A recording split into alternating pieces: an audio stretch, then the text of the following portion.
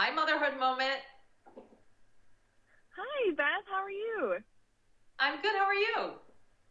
I'm great. Thank you so much for taking the time to speak with us today. And if it's all right with you, I'm going to record the introduction at a later time. And I know you've had a full day of interviews, so I'll just jump to the questions. I love it. Thank you so much. You're welcome. All right, here we go in three, two. So, Beth, what are the most surprising results of the survey? Well, I want to go back to why we did the survey, right? Because when I realized that 45% of pregnancies in the United States remain unplanned, that just kind of knocked the breath out of me, especially when we have more birth control options for women than we've had available than we've had over the past 2 decades, right? So we've got more birth control options and we're still seeing that high unplanned pregnancy percentage. So Sabella graciously supported a big survey of over 5,000 women to understand why, like what do we need to do to improve the contraception conversation? And so what we found was that 50% of our respondents were concerned with unplanned pregnancy, yet only 40% were taking or on a contraception, right? So that's a huge yikes. We also found that there's a need to improve the conversation and there is a need to improve the education around contraception choices, including more education around IUDs. Only 26% of the people that we surveyed were aware that IUDs are more effective than widely used oral contraceptions or condoms. So we need to raise awareness about the options and what contraception options might be best for you. Then we also found that there's a discrepancy on what patients are saying versus what healthcare providers think women want when choosing a birth control. So there were three huge pieces from our survey that we feel that we can tackle through more conversation and more education. Well, why do you think there's such a discrepancy between patients and their healthcare providers?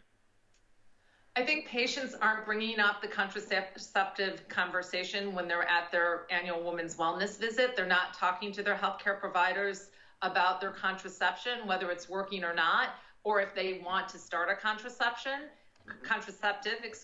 and healthcare providers aren't bringing up the conversation or think that once they prescribe something that patient's still on it and it's doing well, when in fact it may not be doing well. So making sure both are coming to the table, women are becoming more educated about their options and having the tools and resources to have that conversation with their healthcare provider is so important. And generally reminding healthcare providers about the importance of checking in with your patients and making sure she's still happy with the contraception option that he or she may have prescribed, or if they're looking for a new contraception, making sure they are reviewing all the options that are available and together deciding what best contraception is suited for her. So besides being effective, what were some of the other factors women found important when choosing a birth control? So being effective was the number one. Number two was some women want their menstrual cycles. 60% actually said that they would like to have their menstrual cycles. So understanding, making sure that when you're thinking about a contraception, you tell your healthcare provider, yes, I would like to have I would still like to have my period, because we know that some contraceptions actually will stop your period. So making sure your healthcare provider is aware of this, and then making sure you're understanding all the options, including IUDs, and making sure that women are aware of the IUDs, the safety and effectiveness of an IUD when you're comparing it to oral contraception as well as condoms. We know, and I know as a practicing nurse, it's an ages and stages approach to contraception. What we wanted in our teenage years may be different when we're in our 30s. So making sure that we're having that conversation, understanding the options, and making a decision with our healthcare provider is so important, in making sure that we're on the right contraceptive at whatever stage you are in your life is so important.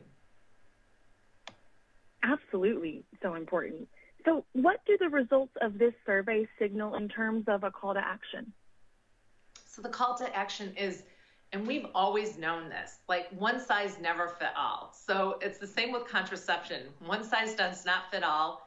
Understanding for women, you need to understand your health, any type of health history that may play a role or impact the type of contraception you're going to go on.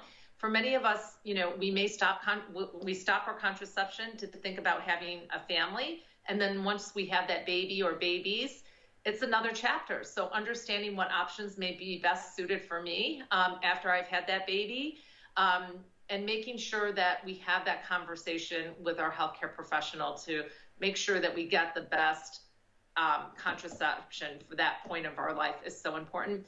We also need to put more energy in the sciences and innovation in developing new contraception options, right? Because women continue to evolve and change, and we need our contraception to do the same. Well, is there a final takeaway you want the audience to remember about the impact of these survey results?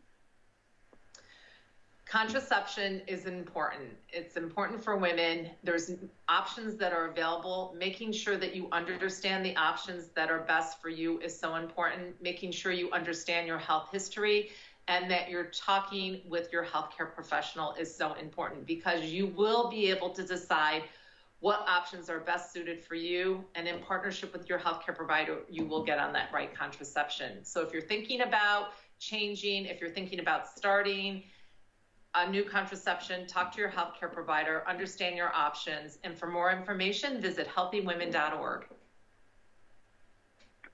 Beth Battaglino, thank you so much for your time today. Thank you.